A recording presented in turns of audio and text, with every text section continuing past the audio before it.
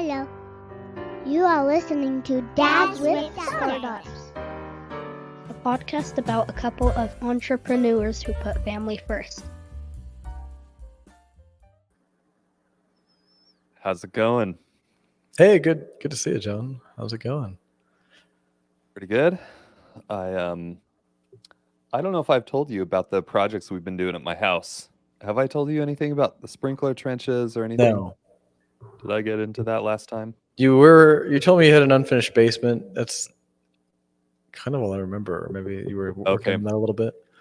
We've been doing landscaping on our new yard, and we hired somebody to come do all the rough grading and rake out rocks. Our soil is like 90% rocks, and so he kind of did all that. And then we hired another guy to dig sprinkler trenches for us. And then my wife and I were like, and then, we decided to install all the sprinkler lines ourselves, as long as we didn't have to dig. Problem is, the trencher did save a lot of time, but there are certain areas where they can't use the trencher, for example, over our utility lines, and then just a few corners that are tough for him to reach. And that has been so much work. And the sprinkler lines themselves, laying that hasn't been, it wasn't too tedious, and we had family come help us lay a lot of the main lines and everything, but we spent probably 2 solid weeks every single night and morning working on these sprinklers. Gosh. Wake up at 6, I would work on it for like 3 hours and then go to work. Oh my gosh. And then I'd come home from work and basically work through dinner on it until it got dark, and then I'd have dinner. And my wife was working during the day on it. She was out digging and using the pickaxe as well. And it would have only cost like $3,000, maybe $3,500 to have somebody do that portion of it. And now would you do it if you could redo it again? I would definitely pay somebody to do it next time. So I was taking time off of work, and I was like, who knows what kind of things I could have gotten done in this time? Yes. Is it really worth that money to take that much work off? And no, not really. So, well, that's good to hear. I'm not the only one, because we've been doing similar for this downstairs remodel, which we're almost finished with. But I thought I had it rough, but I haven't been spending 6 hours a day. Almost. It sounds like it was 3. Yeah, it was 6 hours a day in many ways. Mm-hmm. That's some hard labor there. That's some. It was. Yeah. There. I got some serious calluses on my soft computer programmer hands. Yeah. I know. I was just telling my wife the other day. I was like, oh, my back hurts. I've been painting all day and doing all this construction, and I was like, these poor hands. They're not used to these tools. They're only used to keyboard. Yeah. I like doing that kind of work. I remember you mentioning that you've done a fair amount of it, right? Just handy kind of work. Yeah. I like working the yard, the garden, and stuff like that. Yeah. But we thought we were under a time crunch, and then because we thought we were having topsoil delivered the Monday after Labor Day, I guess a week after Labor Day, and of course he didn't show up for another week, and then he dropped off our topsoil. So then we've had big mountains of dirt in our yard, all over the place, and all the neighborhood. We have so many kids in our neighborhood, little kids, and they all just have been living on these hills of dirt for the last 2 weeks. That's funny. Some of the kids dug a tunnel like inside of the hill. I was pretty impressed with how far that thing went, but I went out and collapsed it, of course, because I'm the boring dad who had to ruin everyone's fun. I was like, I don't want my 2-year-old climbing in there and then having it collapse on her. No. Where's the 2-year-old? Good idea. It's a good question with this, the one you brought up. So we spent so we decided to do our cabinets installation by ourselves. And my wife says to me, yeah, they're IKEA, should be easy. You stick it, follow directions, you'll be fine. And I've done enough IKEA. I think we all have to believe that. So it's going to be about, I don't know, it's going to be like a difference of maybe $1,000 if we have someone come out and build them versus if we do it ourselves. This project was a nightmare. It took just over a month of I thought I got it right. Then the guy would come out to measure and he'd be like, no, everything's off. The goal is you had to make the entire cabinet even with itself. Can't be higher or lower than 1/8 of an inch, which is pretty small. A small, allowance. And so I'm out there. First, I'm using a level. I have a crappy level, not working. And he's like, no, this is like 2 inches off. Then I try again with a bigger level. That didn't work. I even hire a guy to come out. He had a laser. He said he did it, and then it was also an inch off.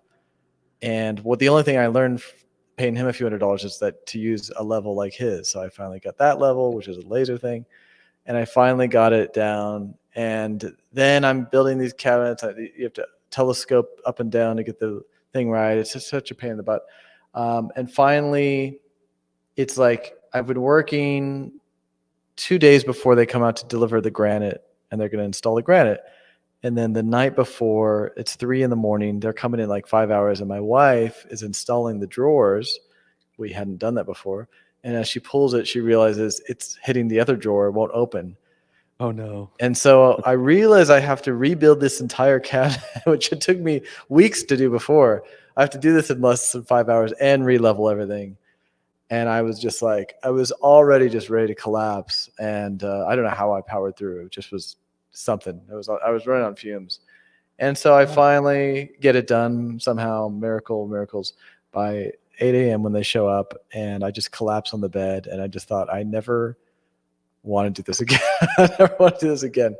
This is, the thing is, like, I realize that because I don't do it, there's all these things that I don't think about that if I were a professional, I would know, oh, well, I'm going to check that. I did that. And I would have been able to do this in like a day. But because I don't know what I'm doing, it took me weeks. And it's this whole thing of like, you think you're saving money, you tell yourself you're going to save money, and you end up costing yourself way more money and time. And it's also, it's just like sewing my own clothes. I'm not good at that. Why would I learn, how much money do I really think I'm going to save by sewing my own clothes? So it is that whole economics thing of like, if someone can do it better than you, let them, and pay a little bit extra. And it's a hard lesson to learn, but I think I'm learning it now. Yeah, I spent probably a good solid 10 hours just working on the backflow preventer part of my sprinkler system, which is pipe comes up out of the ground. There's like some valves, and it does some fancy stuff to prevent water from flowing back into the freshwater system, right? And then it goes back down, all metal pieces. Turns out the company that I bought the supplies from forgot to include some parts for that, and I didn't know that, so I put it together wrong the first time. And then I had leaks all over the place, and it took I reassembled that thing a few times, just trying to figure out like, how is this supposed to go together. I'm sure anybody who'd done it even once before would have been like, well, yeah, you just do it this way, get it done. Exactly. And I spent like, I'm not even exaggerating, I think it was 10 hours. I mean, it was when I had my family out helping lay sprinkler lines, I spent my time at that backflow preventer the whole day long, and then some more hours after that. So it's really frustrating. Word to the wise, just hire some of this stuff out. I mean, now all we have to do is put sprinkler heads on. That we can do. There's no fancy science there, but yeah. I mean, there is something cool about it. I mean, my wife, she grew up in Korea, so I was asking her, I was like, would you be doing any of this in Korea? And she's like, oh, no, we never do any of this stuff. Like, there's no Home Depot. And also when I was living in Europe, it was the same thing. Like, there's no Home Depot there. Like, you hire a professional. There's no option. You just hire a professional. Here in the U.S., we have a lot, and maybe Canada, we have a lot of that kind of DIY spirit, that frontier spirit. which is fun. And she actually has talked about how much she enjoys it. It is fun, and and there's good memories to be had, especially with kids. I have a lot of memories helping my parents with their yard and stuff growing up. Some good, not always fun, but yeah, it's a good question, and it can't just be. I think we talked about this last time. It can't just be all work, work, work. So there is a way. There is something beautiful about getting out there, getting your hands dirty, putting your hands in the soil, and it's your home anyway. And then, but where do you draw the line, and when does it become counterproductive? Because the other thing for me is that I'll feel most upset at that time while I'm in the middle of a project like that. I'm like, why am I not working? I could be getting so many things done on the SaaS instead of here doing manual labor. This is not an efficient use of my time. And it kind of reminds me, we had you tagged me earlier today in Slack from a gentleman who was in our MicroConf community and who mentioned he's looking for a community of people that for support, who have a full-time job and a kid, maybe spouse, family, all that stuff. And how do you balance it all? And I think it's good to know that you're not the only one. So when you said that at the beginning, I was like, oh, good, I'm not the only one who's thinking, why am I doing it myself? I'm sure everyone else who's doing a SaaS doesn't have these kind of problems, doesn't have these extra things to do in their life. But it's a good reminder that we all have something, and we're all really busy juggling a bunch of stuff. Yeah, it's hard. There's no way around it. So I spent my day today working on accounting issues. Oh. So I'll be happy to share that journey with you if you please. like. We run a fiscal year from July to June, which is kind of unconventional. But I do that because my customers, they all, probably 80% of them run on a fiscal year as well, being local governments, city and counties governments. And so the cash flow is reflected in that budget cycle. I don't have monthly recurring revenue. I have annually recurring revenue.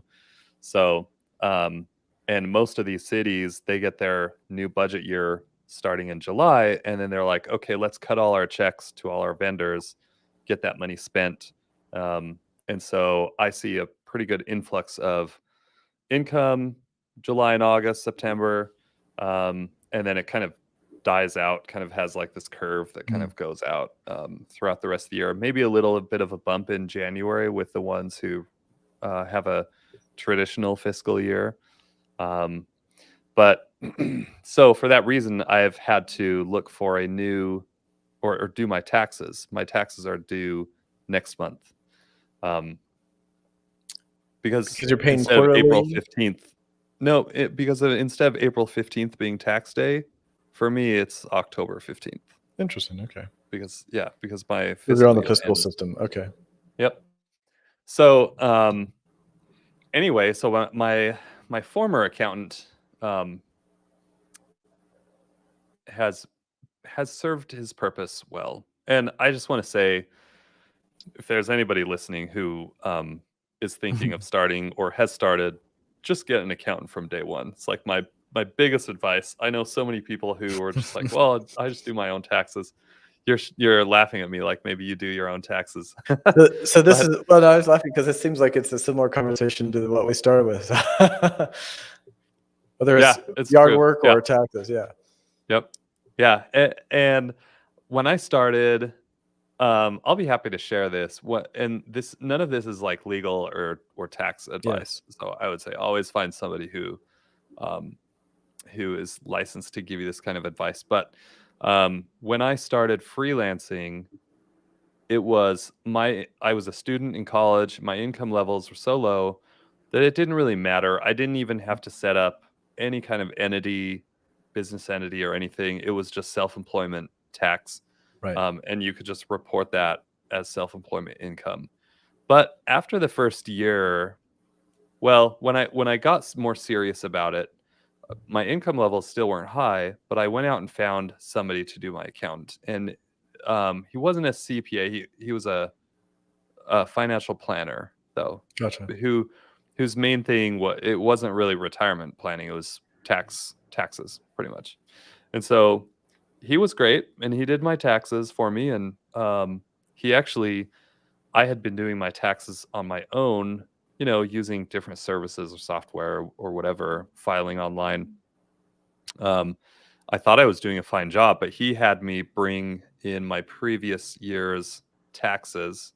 Wow. His fee was only like I want to say maybe $120 to do Wow. all of these taxes for the 2 years even. He said, bring me your previous year's taxes and I'll see if there's anything that can be reworked. And so I did. And he redid those taxes and refiled and got me an extra $150, Nice. So put in 120, I got an Sure. extra 150 out of the previous year, not to mention whatever savings I got the current year. And just instantly I was sold. I was like, oh geez, Yeah. I'm never doing my taxes by myself again.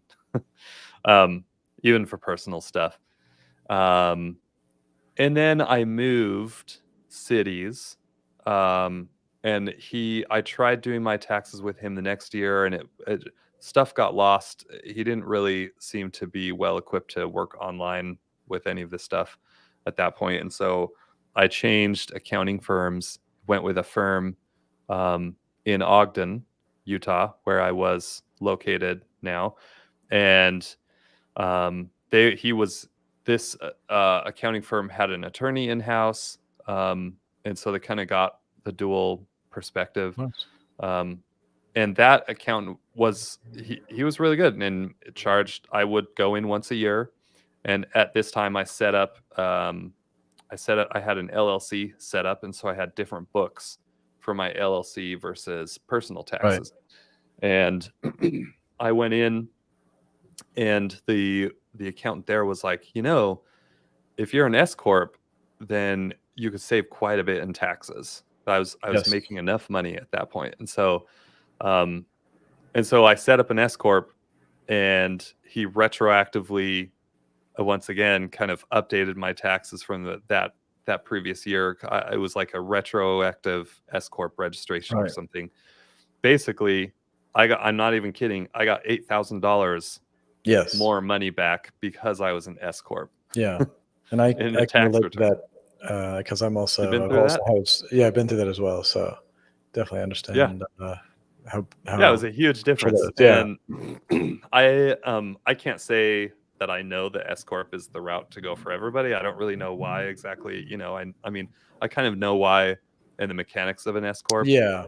There are people I know that have businesses that are sustaining their families and they don't have an S corp, and I'm just like, you've got to be missing out on money. But I don't know that for sure. And they're like, I'm like, you should find an accountant. And they're like, oh, I have an accountant. And I'm just like, how? Like, why? I don't know. Whatever. But there is some rule I've heard that if you're not above a certain salary threshold, it maybe it doesn't make a lot of sense. Yeah. For me, I mean, I think it was once I started pushing more than like 30 or 40,000 a year that it already made a difference.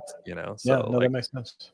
People I know that have a business and they're supporting their families. I mean, it's hard to support like a full family on $30,000 a year. So they're, if they're bringing in more than that and they don't have an S corp, I'm surprised at that. But anyway, to go on with my journey. So I did taxes with these guys for a while, and it was fine. I would go in once a year.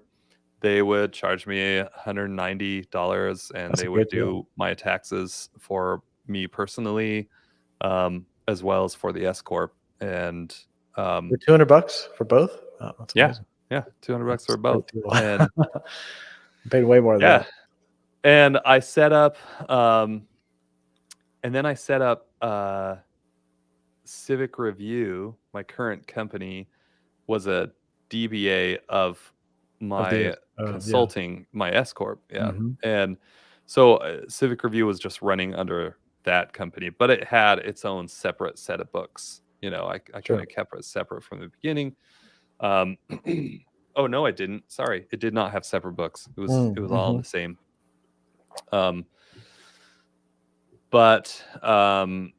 Anyway, then I set up a C corp for Civic Review Interesting. and pulled it out of the S corp. What is And the benefit of a C corp versus an S corp? I'm always curious about that, if you don't mind.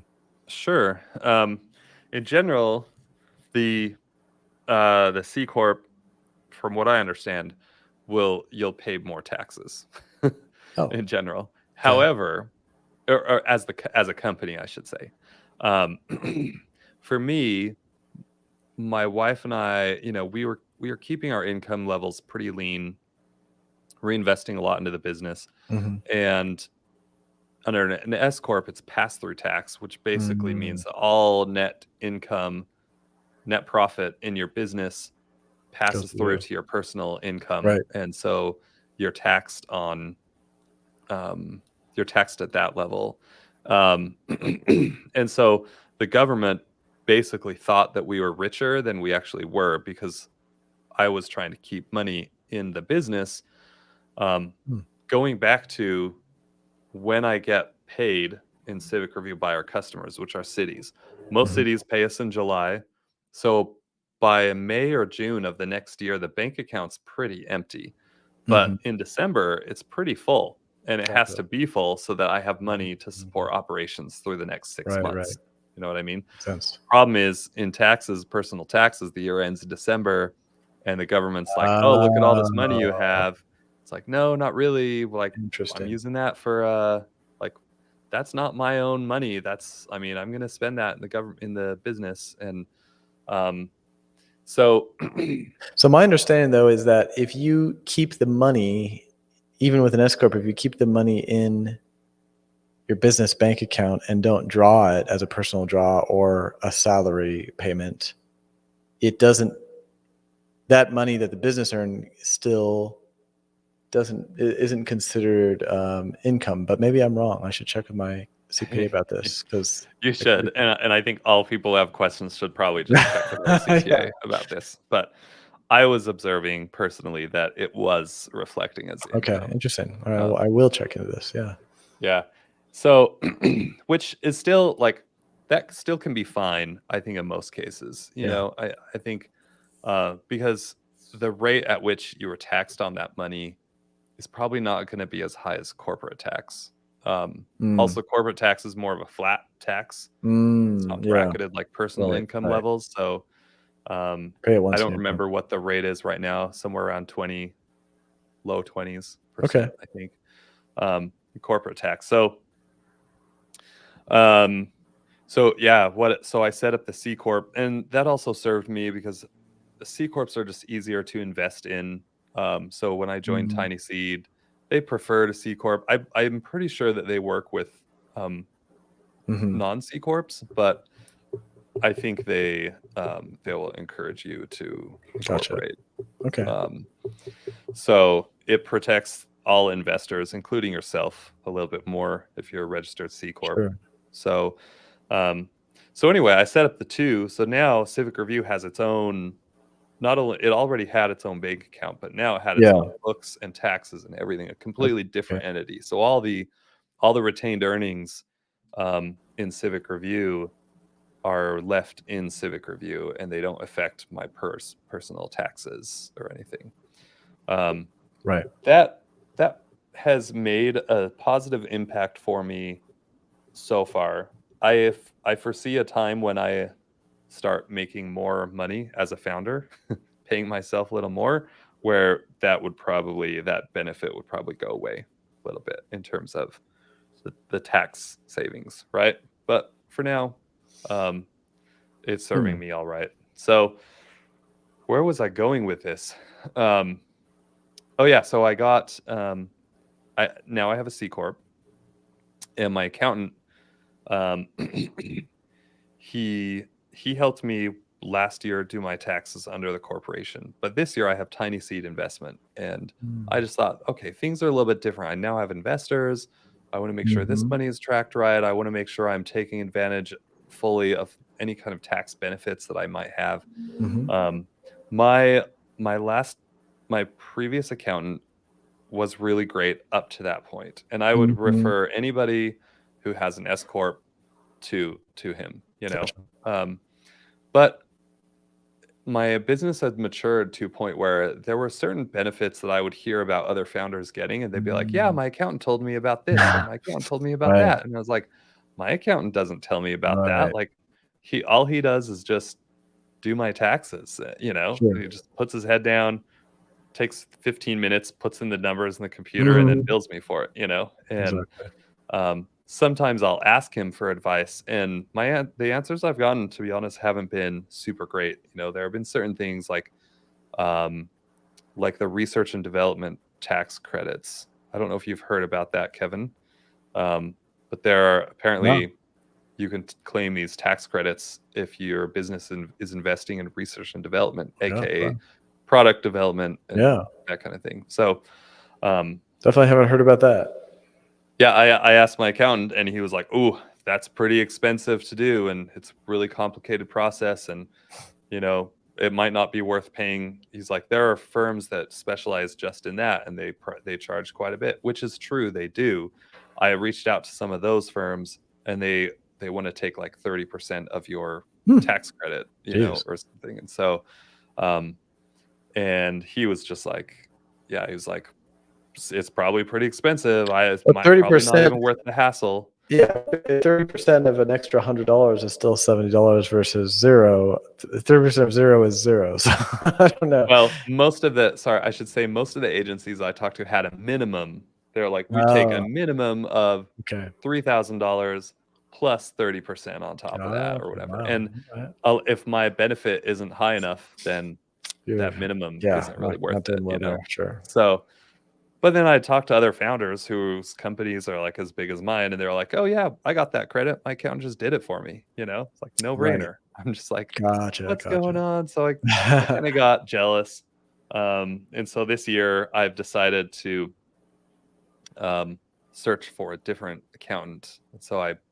I tapped into my nice little Tiny Seed community and asked people what they've Nice. used, and um, I found two recommendations that I followed up on. One was this agency in Chicago, and they do tax planning. Okay. These are the guys who I actually went with, and they basically, I didn't know this, but apparently tax planning is a whole other thing where Mm, you sit down and you plan for the upcoming tax preparation mhm. season, and Right. you make sure that you are doing things financially that's going to benefit you most when it comes to filing Sure. taxes, Sure. you know? So, my previous accountant didn't do any form of tax planning. He Right. was just like a tax return preparation guy. That's Sure. all he was, you know? And so I found this shop from Chicago, and they're going to meet with me a few times throughout the year Cool. and just kind of like look at where the company's going and what do I need to do right now to prepare for taxes. And um, I don't really know what that means because I haven't gone through that yet. But Yeah. they're going to file my return at least for last year. So Probably look for opportunities that you're not like the one you just mentioned that maybe you weren't aware of, yeah, and maybe make some recommendation. Maybe there's some kind of requirement. Thinking about those. well, um, That's great. yeah, the other we lost you for a minute, Kevin, so I'm just going to take over. So the Sure. Sure. other option that I found was a shop more local here in Utah, and they do a lot of like personal tax planning, Okay. and they charge a minimum of $8,000 a year to do this work. And they're like, we meet with you once a quarter, and they're like, let's look at your income levels and tax. And they looked at it and they're like, yeah, you don't make enough money for us. So They're honest. yeah, so I you know, so much for that. I think Because I they're think if they're charging 8,000, the promise is we're going to save you more than that. more than And if they 8,000. can't do that, I mean, that what's the Yeah. gig up? You know. Yep. Hmm. Yeah. Apparently I'm really close to that number, but I just I don't know. It seems like a lot of to justify an $8,000 price tag, they have to be doing a lot of wizardry, I think. Well, that Slash, also yeah.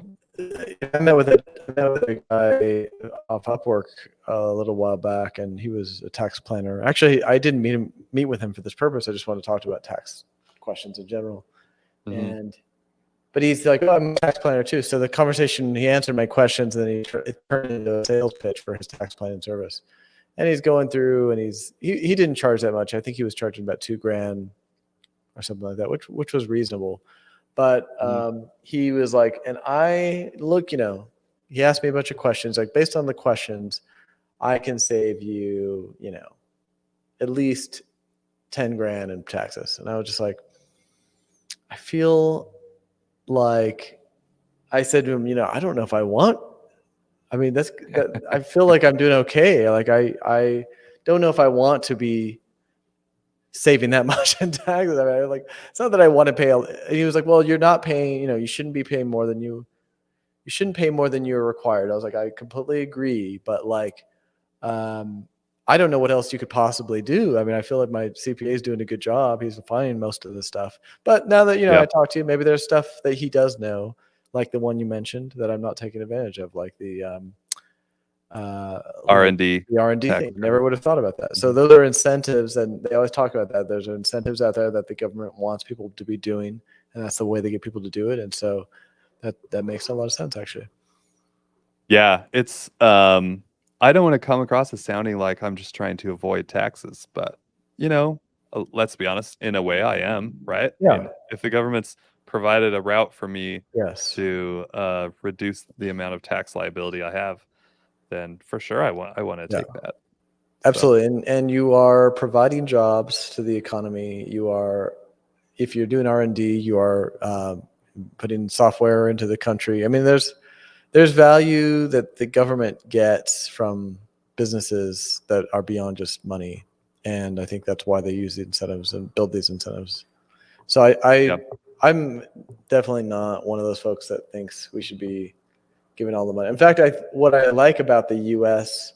tax, maybe culture, fiscal culture, is it does aim to be a lot less a lot less of a tax burden on businesses than I think places like Europe and the Right. other places where you see, I don't know. I have a tendency to think, and having spent some time in Europe and seeing how businesses are done there, I remember going to co-working spaces in Europe, and I think they were talking about this on a recent podcast I was listening to as well.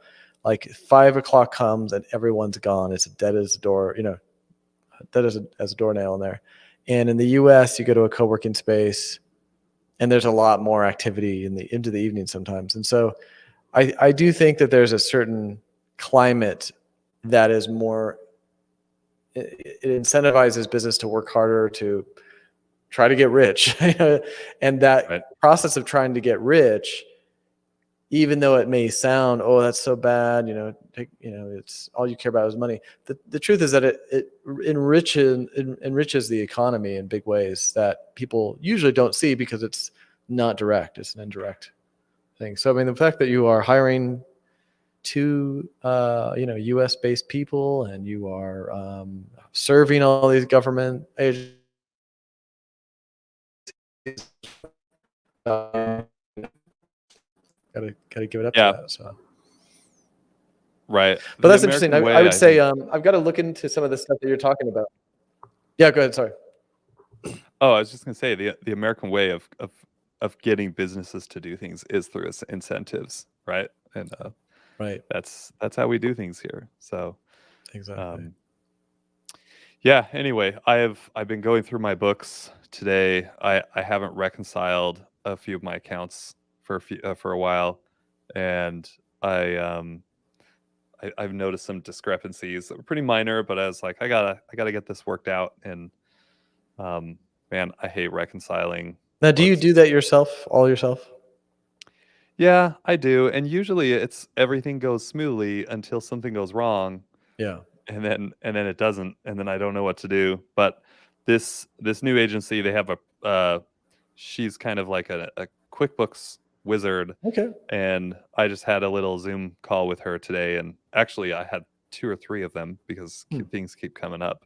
But I got it all worked out. She would just kind of sit down Cool. and tell me. So will she answer be this. doing any of the reconciling for you, or are you still going to continue that? She won't. I'll continue to do the Okay. day-to-day bookkeeping stuff myself. It's hard to justify these bookkeepers. I mean, even $20 to $30 a month is a little steep considering I usually spend just an hour per month on this job. You know Yeah. what I mean? Yeah. And I am $20 to $30 per hour is not bad, but still, then I have an insight into what's going on. I can see Yeah. No, that's exactly all true. the It's transactions. not a bad idea in that I feel like sense. if I hired somebody, I would probably want to dedicate an hour anyway to review the work done, Right. Yeah. and Yeah. might as well just do it. So Yeah, no, that's the good thing about doing your own bookkeeping is that it keeps you on track. I won't lie. I don't do it myself. I have someone abroad that does it. I think he does charge about $30 a month.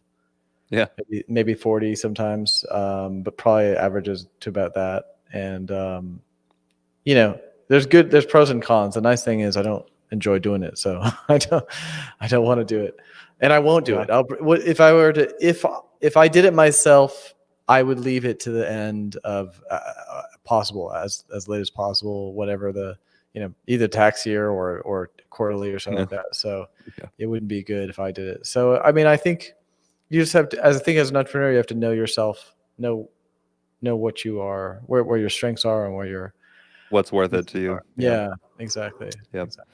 And I think in general, accounting doesn't really scare me. I had 2 accounting classes in college, and I Yeah. didn't really hate them too much. Yeah. I think accounting is boring as a profession, but it's Exactly. I carve out an hour at the first Monday at the beginning of a month. I do That's it, good. and that's And you're done.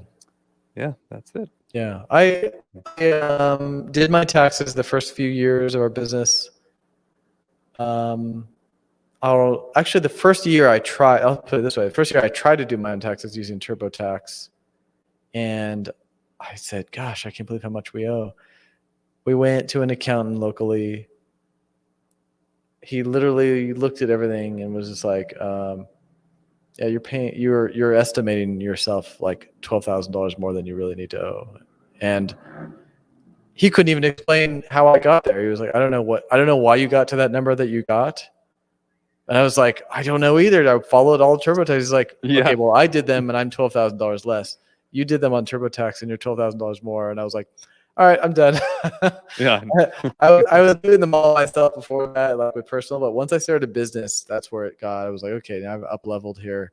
I can't do this on my own anymore. The 1040 easy ain't gonna work for me. I know. So yeah. They this agency, this tax firm I went with, he looked at my tax return from last year and he was like, yeah, I can tell you already, if you had gone with us, you wouldn't have been paying oh, nice. what you paid. He's Right. like, you wouldn't have paid anything. That's you cool. know?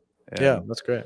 and it's not like I'm getting away with like No, hundreds of thousands of dollars in taxes. No. I mean, I paid a very small amount, but still, it would have been a small amount saved. that's good. So That's great. Cool stuff. Yeah. Well, I appreciate you bringing this stuff. I think,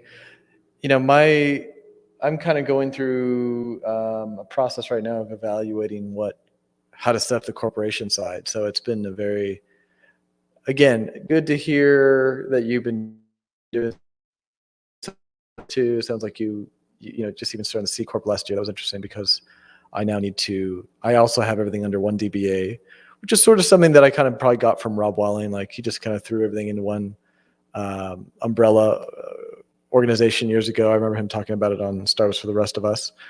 And I just kind of followed that model. But now that I'm looking at things, one thing I've realized is that I can't get business insurance for either company because when you put everything under one umbrella company legally, and you have companies that are doing very different things and in different industries, it breaks. The insurance company doesn't want to deal with that. They're like, well, I don't know anything about that other business. All I know is software, so we're not going to insure you at all. And so for insurance purposes, I'm having to go through this process of breaking up my companies just so that I can be insured and protected, especially as we grow. Yeah. That's something that I need to make sure that we are covered for. So, it's been a good learning lessons in there. And I'm now looking at a model that might be one company owning, kind of being a subsidiary of the other, so that we can allow for some transfer of of loans or payments from one to the other if necessary. So that's sort of the model I'm looking at right now, but I haven't really kind of sealed the deal yet. So actually we'll look into the C Corp a little bit right now before we go too far. Once you're settled, I'd be interested to hear how you set that up with, cool, whatever you're willing to share. I still have my S Corp, and I am an employee of the S Corp and not of Civic Review. Civic Review pays me as a contractor through the S Corp that I have. And so it's not really a parent-child company. They're just two different companies. And frankly, I can just, if I need more money from Civic Review, I can just charge more to Civic Review. Okay. And so it allows me to transfer money pretty freely. Nice. And that works for now. But that's a good deal. Who knows what the future. Yeah, I mean, I think as long as you're keeping that the veil intact, and you are, these things are a legitimate partnership between the two companies. Also, that's the stuff that I'm learning. Like, okay, I have to make sure all that's happening. So, it has never been a problem with when you have it under one company. It's pretty easy. You just throw move money around. But now that we're moving into this phase of breaking things apart, it's just, I've been just like, oh, and yet another project, like I need this, but it's the right thing to do. And I think that's the part that I'm realizing is like, there's a lot of stuff in entrepreneurship that is just pulling up those big boy pants to put it that way. Like, there's stuff that I don't want to do. I'm just like, I don't want to deal with this. I've got too many other things that I think are more important, but you just have to kind of suck it up. And I'm kind of amazed that I'm even doing them, because I remember one of my fears of starting a business at all was just having to deal with all these intricacies. Right. So. Yeah, I think in the early days, that's the way to go. If I were to do it again, I would probably still just build Civic Review under my S Corp again. I think while building the product, that's okay. While getting your first customers, that's all right. But when I switched over, I had to send all my customers and my new EIN number, and take a bunch of steps there. One thing I would do for sure, though, is I from day one I would probably just separate the books and pay for two different QuickBooks accounts. Gotcha. Nice. And get two different bank accounts. Even if I think in my early days, my Civic Review bank account was just a separate checking account under the same bank that I had. Oh, okay. So it wasn't technically its own bank account. I made that switch later on, but as much separation as you can do earlier, the better, because that way you can pull up these clean books and say, look, all of these expenses were just for this company, and all of these expenses were just for that company. None of this like overlap. Right. Makes it a lot easier when you need to get a loan in the future, or you get investors, and especially if you get bought out. I can't speak from experience there, but when you get acquired, they're not, I think if you have messy books tangled up with some other stuff, it's going to be a total nightmare to split all that out historically. Totally. Well, good, wise on that front. Good wisdom for those going forward. Cool. Great. Should we wrap it up? Let's wrap it up. Yeah, this has been insightful. So until next time. All right. Thanks for listening. You can learn more by visiting dadswithstartups.com. Please rate and review us by going to ratethispodcast.com/dadswithstartups. Until next time, bye.